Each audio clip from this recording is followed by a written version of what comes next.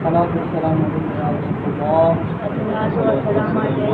رسول الله وعلى آلك وأصحابك يا حبيب الله وعلى آلك وأصحابك يا حبيب الله والسلام عليك يا نبي الله الصلاة والسلام عليك يا نبي الله وعلى آلك وأصحابك يا نور الله وعلى آلك وأصحابك يا نور الله نويت سنة الاعتكاف نويت سنة الاعتكاف تاجدار مدینہ واقعت رسولنا صلی اللہ علیہ وآلہ وسلم کا فرمان عالیشان ہے کہ جس نے مجھ پر صبح و شام 10 بار درود پاک پڑھا اسے قیامت والے دن میری شفاعت ہوتی ہے۔ صلو علی الحبیب صلی اللہ تعالی علیہ وسلم۔ نماز فجر اور عصر کی فضیلت کے حوالے سے الحمدللہ ہمارا درس جو ہے وہ جاری ہے۔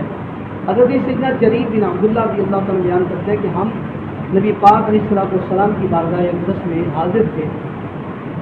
آپ علیہ الصلوۃ والسلام نے چودھویں کے رات کی طرف اشارہ کر کے ارشاد فرمایا کہ ان قریب یعنی قیامت کے دن تم اپنے رب کو اس طرح دیکھو گے جس طرح تم اس چاند کو دیکھو۔ سبحان اللہ۔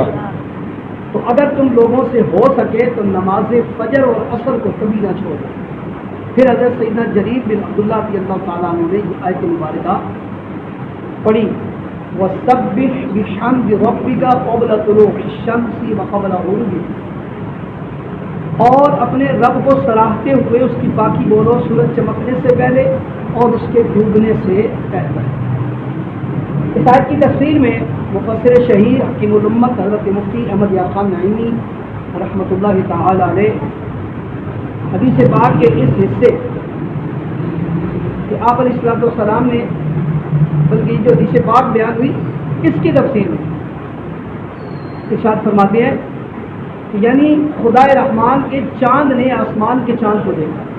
اس کو دیکھا جب حضور دیکھ رہے تھے، جب حضور نبی کریم علیہ الصلوۃ والسلام چاند کو دیکھ رہے تھے تو مفتی صاحب فرماتے ہیں کہ یعنی خدا کے چاند نے، اللہ کے چاند نے آسمان کے چاند کو دیکھا، ڈوبنے والے گہنے یعنی کم رونق والے چاند کو اس چاند نے دیکھا جو نہ غروب ہو نہ گہنے، یعنی جو نہ ڈوبے اور نہ جس کی روشنی میں کمی آئے۔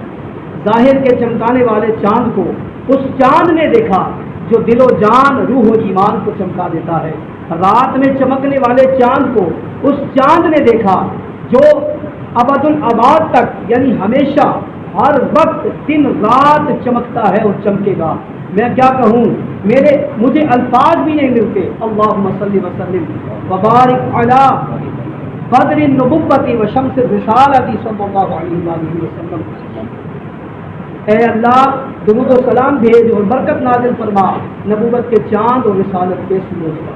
یوں کہہ لو کہ اس چاند کو جو سورج سے چمکتا ہے اس چاند نے دیکھا جو سورج کو بھی چمکا دیتا ہے، جو دنوں پر دن نکال دیتا ہے۔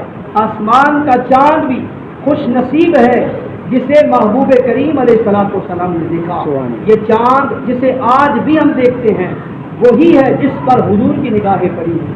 یہ حدیث عامۃ المسلمین یعنی عام مسلمانوں کی دلیل ہے کہ مومن رب پاک کو محشر میں بھی آنکھوں سے دیکھیں گے اور جنت میں بھی دیکھا کریں گے۔ خیال رہے کہ جنت کی ساری نعمتیں نیک اعمال کا عوض ہیں، خواہ اپنے اعمال کا خواہ اس کے اعمال کا، جس کے تو خیر جنت میں گیا، مگر دیدار الہی کسی عمل کا عوض نہ ہوگا، خالص عطائے ذوالجلال ہوگا، یعنی اللہ کی خاص عنایت ہوگی تو دیدار اللہ کا ہوگا۔ تو ان 9 نمازوں پر، یہ جو 2 نمازوں کا ذکر ہوا ہے فجر اور عصر، ان 2 نمازوں پر پابندی کرنے والا اس دیدار کی لیاقت اور اس کے اندر قابلیت پیدا کر دے۔ یعنی فجر اور عصر کی پابندی، دنیا میں نماز ایسے پڑھو کہ گویا جیسے تم خدا کو دیکھ رہے ہو، کیونکہ یہاں حجاب ہے، جہاں پردہ ہے وہاں حجاب نہیں ہوگا، وہاں حجاب اٹھا دیا جائے گا۔ اسے دیکھ کر اس سے کلام کرو گے جس کے تصور میں نماز پڑھ رہے ہو۔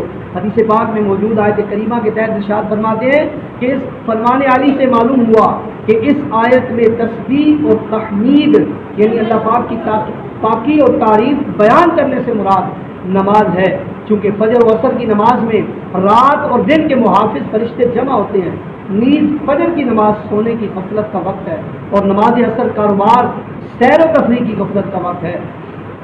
ان وجوہات سے ان نمازوں کی تاکید زیادہ فرمائی گئی ہے۔ رب پاک عز و جل فرماتا ہے ان الفجر ان قرآن الفجر کان مشہورا، ترجمہ کنز الایمان، بے شک صبح کے قرآن یعنی نماز میں فرشتے حاضر ہوتے ہیں۔ نماز عصر کے متعلق اللہ نے ارشاد فرمایا حافظوا علی الصلوات والصلاۃ الوسطی، نگہبانی کرو سب نمازوں کی اور خصوصاً بیچ کی نماز کی۔ تیرائے دل کو جلوائے ماہ عرب درکار ہے، تیرائے دل کو جلوائے ماہ عرب درکار ہے، 14ویں کے چاند تیری چاندنی اچھی نہیں۔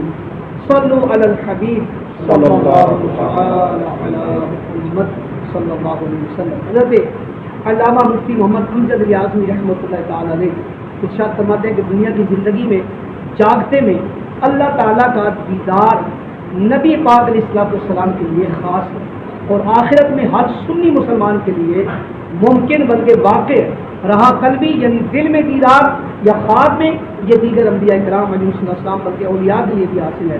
ہمارے امام اعظم ابو حنیفہ رضی اللہ تعالیٰ کو خواب میں 100 بار اللہ تعالیٰ کی زیارت کی۔ مزید فرماتے ہیں اس یعنی اللہ پاک کا دیدار بلا کیف ہے، یعنی دیکھیں گے اور مگر یہ نہیں کہہ سکتے کہ کیسے دیکھیں گے۔ جس چیز کو دیکھتے ہیں اس سے کچھ فاصلہ مسافت ہوتا ہے، نزدیک یا دور یا وہ دیکھنے والے سے کسی جہت کسی سمت کسی ڈائریکشن میں ہوتی ہے، اور اوپر یا نیچے دائیں یا بائیں آگے یا پیچھے اس رب کریم کا دیکھنا ان ساری باتوں سے پار ہے۔ پھر رہا یہ کہ کیوں کر ہوگا، یہی تو کہا جاتا ہے کیوں کر کو یہاں دخل نہیں ہے۔ انشاءاللہ جب دیکھیں گے اس وقت بتا دیں گے کہ کیسا دیکھا ہے۔ اس طرح کی سب باتوں کا خلاصہ یہ ہے کہ جہاں تک عقل پہنچتی ہے وہ خدا نہیں ہے، اور جو خدا ہے اس تک عقل کی رسائی نہیں پہنچتی ہے، اور وقت دیدار نگاہ اس کا احاطہ یعنی گھیرا کرے یہ بھی محال ہے، یعنی ناممکن ہے۔ بہار شریعت جلد اول صفحہ نمبر 160 پر ہے کہ جنتی جب جنت میں جائیں ہر ایک اپنے اعمال کی مقدار سے مرتبہ پائے، اور اس کے فضل کی حد نہیں ہے۔ پھر انہیں دنیا کی ایک ہفتے کی مقدار کے بعد اجازت دی جائے گی کہ اپنے پروردگار کی زیارت کریں، اور عرش الہی ظاہر ہوگا، اور رب پاک جنت کے باغوں میں سے ایک باغ میں تجلی فرمائے گا، اور ان جنتیوں کے لیے ممبر بچھائے جائیں گے، نور کے ممبر ہوں گے، موتی کے ممبر ہوں گے، یاقوت کے ممبر ہوں گے، زبرجد کے ممبر بنے ہوں گے، سونے اور چاندی کے ممبر بنے ہوں گے، اور ان جنتیوں میں ادنا یعنی چھوٹے درجے کا مشک اور کافور کے تیلے پر بیٹھے گا، اور ان میں ادنا کوئی نہیں ہوگا۔ اپنے گمان یعنی خیال میں کرسی والوں کو کچھ اپنے سے بڑھ کر نہ سمجھیں گے، اور اللہ تعالیٰ کا دیدار ایسا صاف ہوگا جیسے سورج کو یا 14ویں کے رات کو چاند کو دیکھیں، اور ہر ایک اپنی اپنی جگہ پہ اللہ تعالیٰ کو دیکھ رہا ہوگا، کہ ایک کا دیکھنا دوسرے کے لیے معنی نہیں ہوگا، دوسرے کے لیے رکاوٹ نہیں ہوگا۔ تو اللہ کریم ہر ایک پر تجلی فرمائے گا، ان میں سے کسی کو فرمائے گا اے فلاں بن فلاں تجھے یاد ہے جس دن تو نے ایسا ایسا کیا تھا۔ دنیا کے بعد معاصی نافرمانیاں یاد دلائے گا، بندہ عرض کرے گا تو اے رب کیا تو نے مجھے بخش نہ دیا؟ فرمائے گا ہاں، میری مغفرت کی وسعت یعنی کشادگی ہی کی وجہ سے تو اس مرتبے تک پہنچا۔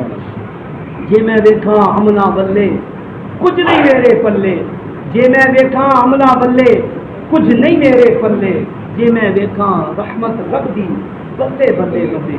تو اللہ تبارک و تعالیٰ عز و جل کی رحمت پر نظر رکھتے ہوئے ہمیں چاہیے کہ ہم نماز کی پابندی کریں۔ نماز سب سے اہم ترین عمل ہے، اور اللہ تبارک و تعالیٰ عز و جل کے جو فرض کردہ فرائض ہیں ان میں سب سے اولین ترجیح نماز ہے۔